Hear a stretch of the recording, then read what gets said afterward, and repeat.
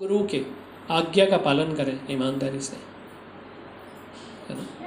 भगवान का नाम लें, है ना, ध्यानपूर्वक, नियमों का पालन करें, वैष्णवों की सेवा करें, तो हम भी इसी तरह के स्पर्श प्राप्त कर सकते हैं भगवान का। ठीक है, ऐसा संभव है जब हम ऐसा करते हैं। खैर आगे बढ़ते हैं। अगले श्लोक में कह रहे हैं कि स तत् कर स्पर्श धुता खिला शुभ स्पद्य अभिव्यक्त परात दर्शन त्वपाद पदमं हृदय निवृत्त दधो ऋष्यंत नो क्लीनम हृदय अर्शुलोचना। अब यहाँ पर जैसे ही भगवान ने हाथ रखा उनके इस पर, उनका जो मन है, मतलब हृदय है, वो बहुत ही आनंदित हो गया। क्योंकि वास्तविकता में हमने देखा होगा, जब किसी भक्त को, अगर वो भगवान की स्तुति करता है और उसको कुछ रियलाइजेशन होता है, तो उसके शरीर में अष्ट सात्विक विकार आने लगते हैं। शरीर में कंपन हो जाता है, अश्रु बहने लगते हैं, है ना। जैसे भगवान शिक्षाष्टकम में चैतन्य महाप्रभु ने बोला, नैनम गलद अश्रुधारया वदनम गदगद रुद्रया गिरा पुलकेर निचितम बपू कदा तव नाम ग्रहणे भविष्यति। तो आवाज़ में भी एक रोमांच आते हैं, शरीर में रोमांच पैदा हो जाता है। तो भगवान के स्पर्श से कोई चीज़ निर्मल हो जाती है। बिल्कुल ऐसा ही उनके साथ हुआ, आनंद से भर गए। तो ये हमने देखा कि ये भगवान के स्पर्श का जो प्रभाव है वो इतना ज़्यादा इम्पॉर्टेंट है। अब कई बार हमें सोचते हैं कि मंदिर में जाकर हमें क्या करना चाहिए, मंदिर में क्यों जाएं। नहीं, व्यक्ति जो है कभी कभी जाता है, या तो अपनी मतलब कुछ इच्छा लेकर जाता है, या किसी दुख के समय पर जाता है, या कोई हमारा कोई फेस्टिवल होता है उस पर हम चले जाते हैं। वास्तविकता में भगवान के दर्शन करने के लिए हमें जाना चाहिए, कि भगवान के दर्शन करते करते भगवान ही हमारे दर्शन करते। नहीं, जब हमारी स्तुति अच्छी होगी, हमारा मन शुद्ध होगा, और किसी दिन हम मंदिर दर्शन करने जाएंगे, तो हो सकता है भगवान हमारे दर्शन कर ले। और जब भगवान की दृष्टि हमारे ऊपर पड़ जाती है, तो भगवान की दृष्टि मात्र से तो ये पूरा जगत का नहीं सृजन हो जाता है, उसका संहार हो जाता है, उसका पालन होता है। तो क्या हमारा उद्धार भगवान की दृष्टि से नहीं होगा क्या? तो मंदिर इसलिए नहीं जाएं कि मंदिर जो है बस वो भगवान से कुछ मांगने ही जा रहे हैं बार बार। हाँ, भगवान के दर्शन जो है, कि भगवान हमारी प्रार्थना से प्रसन्न होकर हमारे ऊपर वो कृपा दृष्टि डालें, तो हमें ऐसा करने के लिए जाना चाहिए।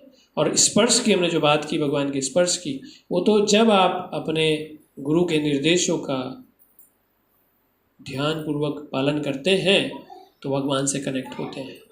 क्योंकि हमारे गुरु अगर भगवान के टच में हैं तो उनका स्पर्श भी वही है, भगवान का स्पर्श है, वो निर्मल है। जो निर्मल चीज़ को टच कर देती है, वही निर्मलता उसको प्राप्त हो जाती है। ठीक है ना। तो इसलिए हम यहाँ पर देख रहे हैं।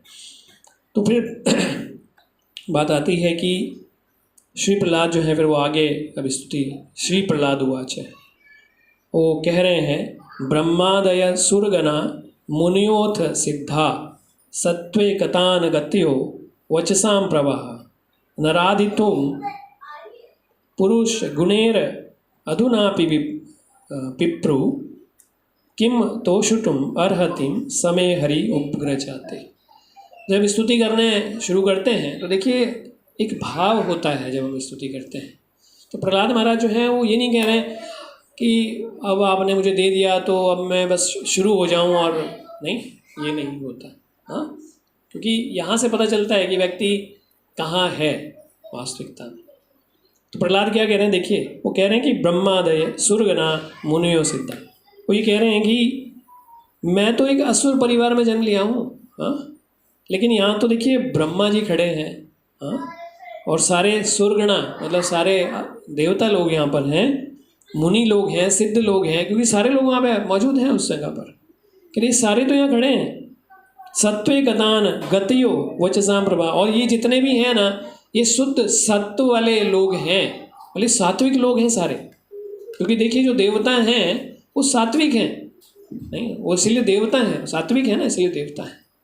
फिर ये सब सात्विक है, देवता हैं, और ये सब जो हैं ये बड़े कुशल हैं आपके बारे में बोलने के या स्तुति करने में। ये सब जो हैं ये सब बोलने में बड़े प्रवीण हैं। तो देखिए, ये सब बड़े बड़े लोग हैं, सब बड़े बड़े लोग हैं। सिद्धास, चरणास, गंधर्वास, गंधर्व गाने में बड़े कुशल होते हैं। इस जगत में जो संगीतकार हैं, सबसे बड़े एटर्नल संगीतकार जो भगवान की ग्लोरीफिकेशन कर सकते हैं, वो गंधर्व हैं। अप्सराएं वो नृत्य में बड़ी कुशल होती है। आप सोचेंगे आप कितने पारंगत बन जाएंगे, तो आप पारंगत बनेंगे तो ज़्यादा पारंगत नहीं बन पाएंगे ठीक है, क्योंकि हमारा शरीर जो है ना वो ऐसा नहीं है। थोड़ा सा ज़्यादा डांस कर लिया तो हाथ पैर में दर्द हो गया, या थोड़ा पैर जो है इधर से उधर फिसल गया और आप गिर पड़े, फिर पता चला कि परमानेंट डांस बंद हो गया तो हमारे बस का ऐसा नहीं है, हम नहीं कर सकते ऐसा, वो कुशल है। तो यहाँ पर कह रहे हैं कि देखो ब्रह्मा जी भी हैं, शिव, नारद आदि सब तो है यहाँ पर ना, लेकिन ये सब भी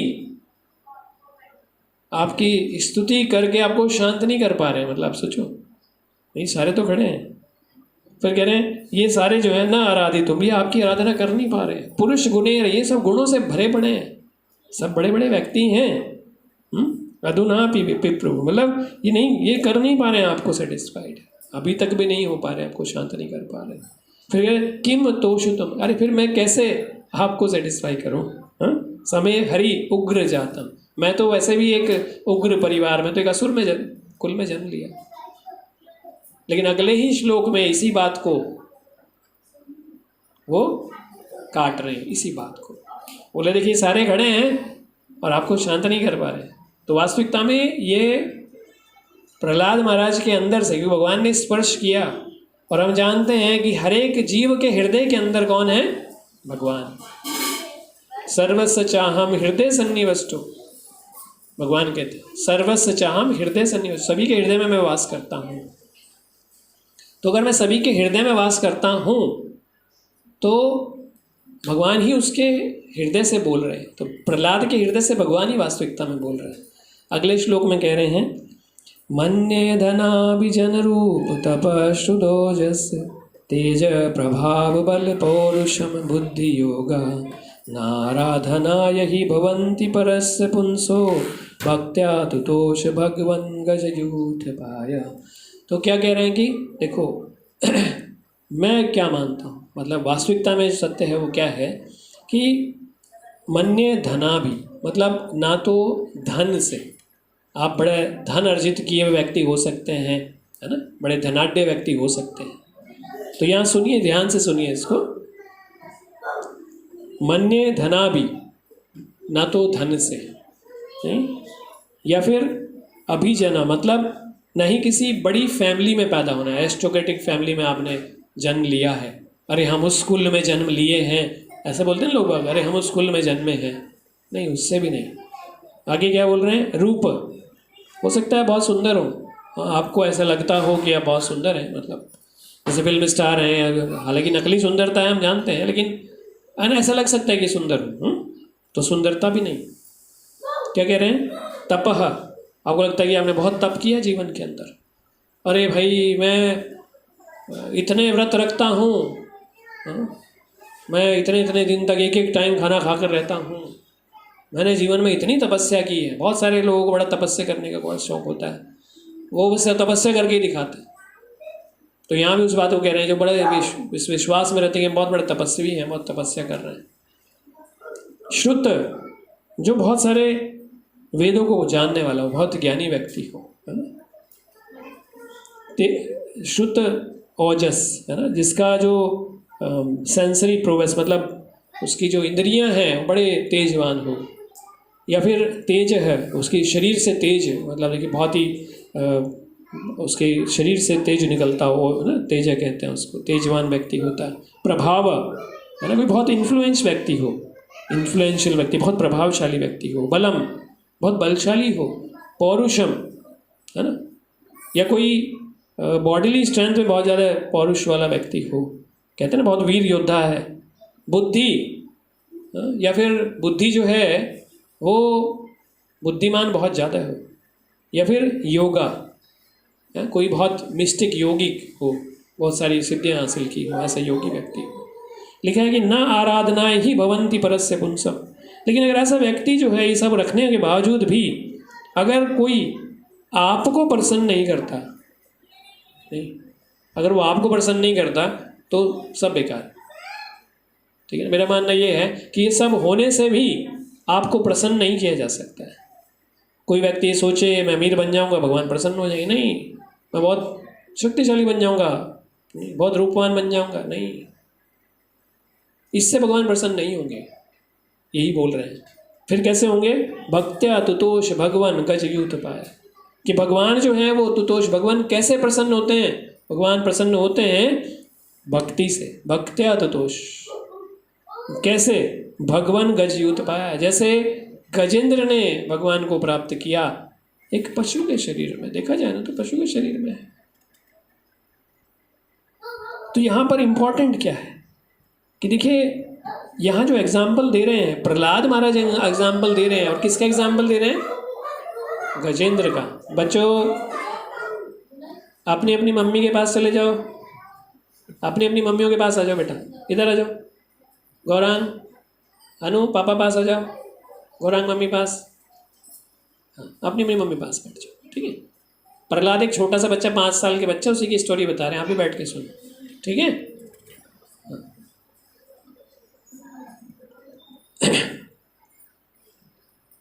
तो यहाँ पर गजेंद्र का एग्जाम्पल दे रहे हैं। अब आप ये देखिए कि भगवान के सामने, आप भगवान की विग्रह के सामने जाते हैं तो व्यक्ति झूठ बोलने से थोड़ा सा तो एक बार हिचकता है, क्योंकि भगवान को तो सब पता है। नहीं, आप भगवान के मंदिर में जाएं और वहाँ जाके बोलें झूठ, हाँ वहाँ जाकर झूठ बोलें तो ये कोई बात नहीं बनती। नहीं, भगवान को झूठ बोलने का क्या सेंस बनता है? भगवान तो सब कुछ जानते हैं। नहीं, उन्हें जाकर आप बोले हे भगवान देखो मैंने तो चोरी नहीं की, देखो भगवान मैंने कोई चोरी नहीं की है, चोरी की रखी है, पीछे रखा है, वो बोले मैं चोरी नहीं की, वहाँ जाकर तो चोरी, बोला आपको पता है कि भगवान जानते हैं मैंने चोरी की है, तो वहाँ तो झूठ नहीं बोल सकते ना। हाँ, मंदिर में विग्रह के सामने नहीं बोल सकते। यहाँ तो नरसिंह भगवान साक्षात खड़े हैं जो कि उग्र रूप में है, गुस्से में, उनके सामने जाके कोई झूठ तो नहीं बोलेगा। नहीं बोले आपका गजेंद्र ने देखो आपकी स्तुति की है, और गजेंद्र की भगवान के सामने झूठ बोल रहे तो भगवान तो एक ही बार में बस कर देंगे, अच्छा झूठ बोल रहे हैं मेरे सामने खड़े हो गए, हिम्मत इतनी है? नहीं, तो इसका मतलब गजेंद्र वाकई में ही भगवान के इतने बड़े भक्त हैं। प्रहलाद महाराज उनका एग्जाम्पल दे रहे हैं, और किसके सामने दे रहे हैं? ब्रह्मा जी वहीं खड़े हैं, शिव आदि सब देवता वहाँ पे मौजूद है, सिद्धार्थ शर्मा सब वहाँ मौजूद हैं, सारे जगत वहाँ प्रामाणिक रूप में खड़ा है, उन सब के सामने बोल रहे हैं। अब आप उसे सच माने ना माने आपकी मूर्खता है। वास्तविकता में देखा जाए बाकी तो सब वहाँ सेटिस्फाइड होके खड़े होके सुन रहे हैं, भगवान सुन रहे हैं, गजेंद्र का एग्जाम्पल भगवान सुन रहे हैं, भगवान के सामने बोल रहे हैं। नहीं, आप नहीं माने तो मत मानिए, सारा जगत तो मानता है, भगवान तो मानते हैं, नहीं सारे देवता तो मानते हैं, आप मत मानिए, वो आपके ऊपर है। लेकिन वास्तविकता में ये प्रमाणिक रूप से वहाँ इस बात को कह रहे हैं। तो इसलिए भगवान जो है उस एग्जाम्पल को, तो इसका मतलब गजेंद्र कितना महान भक्त है ये उससे पता चलता है। और हमने भी शुरुआत में गजेंद्र के बारे में बताया था, है ना, गजेंद्र जो है तो ये बड़ा सरल स्वभाव है ना, इस तरीके से। आगे बोल रहे हैं विप्राद द्विषद गुणयुक्ताद अरविंद नाभ पादारविंद विमुखात स्वपच वरिष्ठम मन्ये तदर्पित मनोवचने हितार्थ प्राणम पुनाति सकुलम न तु भूरि मान। तो ये श्लोक में कह रहे हैं, एग्जाम्पल देखें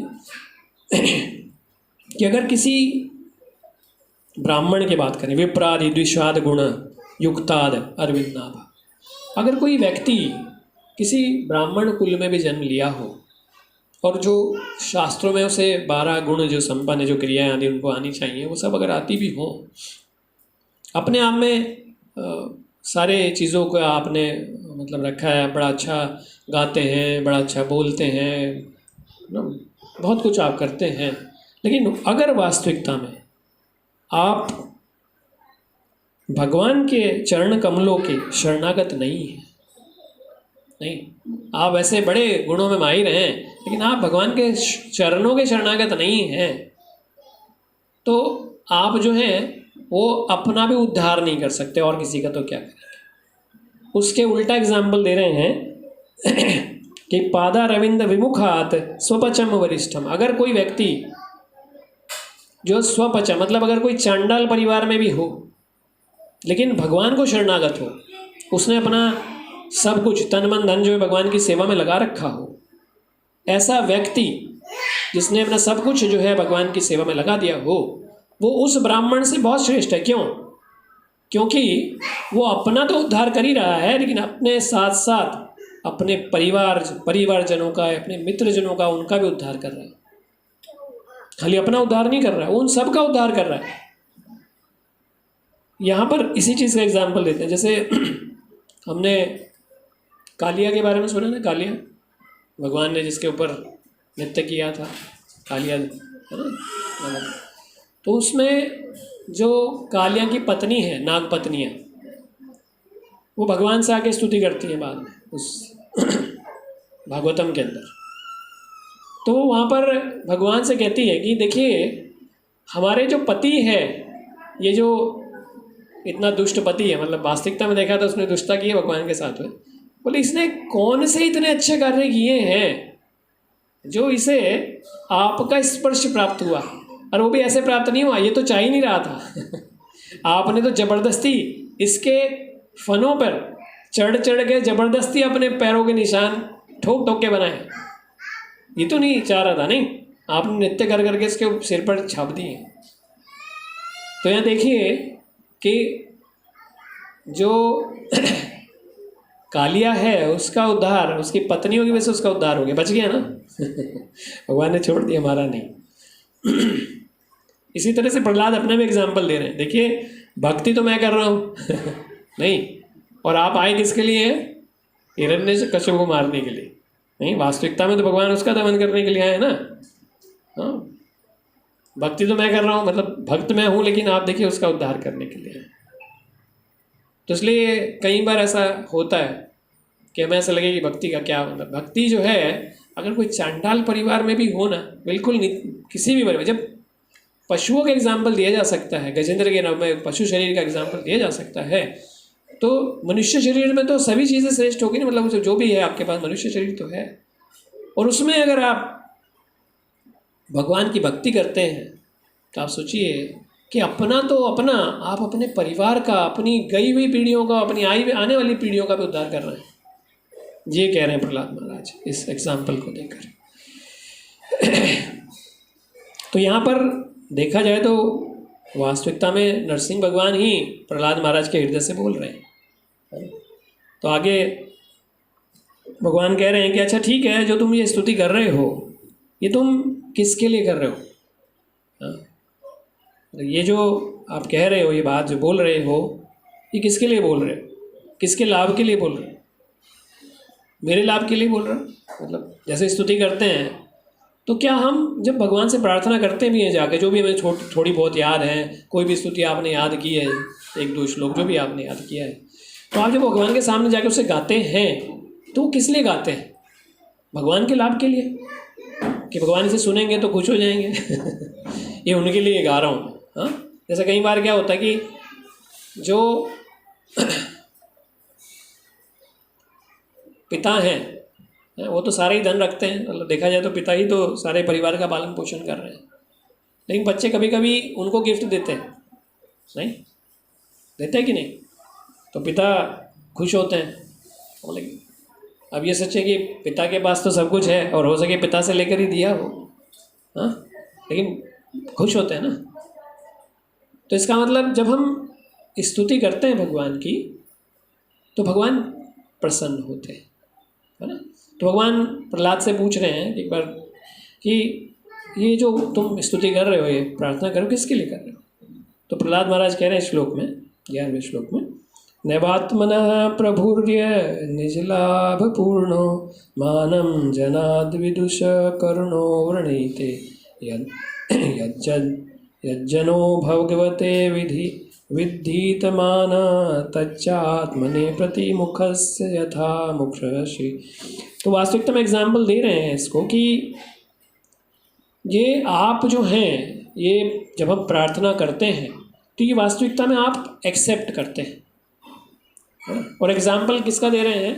मुख का एग्जाम्पल दे रहे हैं। जैसे आपने देखा होगा कि जब आप शीशे के सामने खड़े होकर श्रृंगार करते हैं, है ना, मुंह को कुछ भी सजाते हैं, तो मुंह सजाने से आपका जो चेहरा है, वो प्रतिबिंब जो आप उसमें देख रहे हैं, वो भी सुंदर हो जाता है।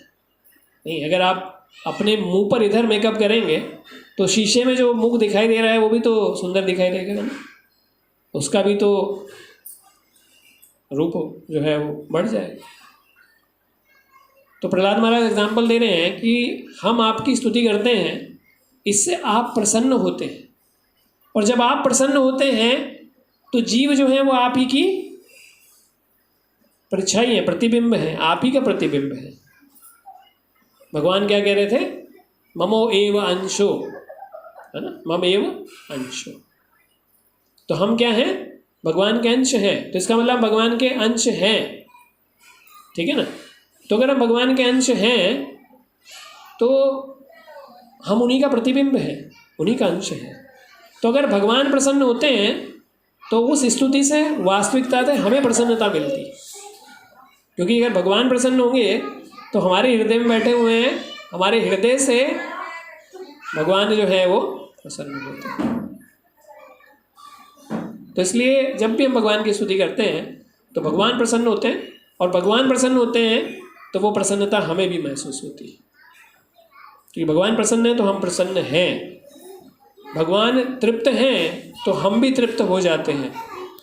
हम जानते हैं कि युधिष्ठिर महाराज के पास दुर्योधन ने एक बार दुर्वासा मुनि को भेज दिया था, और भगवान आए और उन्होंने एक चावल का दाना उस पात्र में से निकाला और उसे खा लिया। नहीं, तो बोले कि आधा मेरे लिए, आधा जगत के लिए।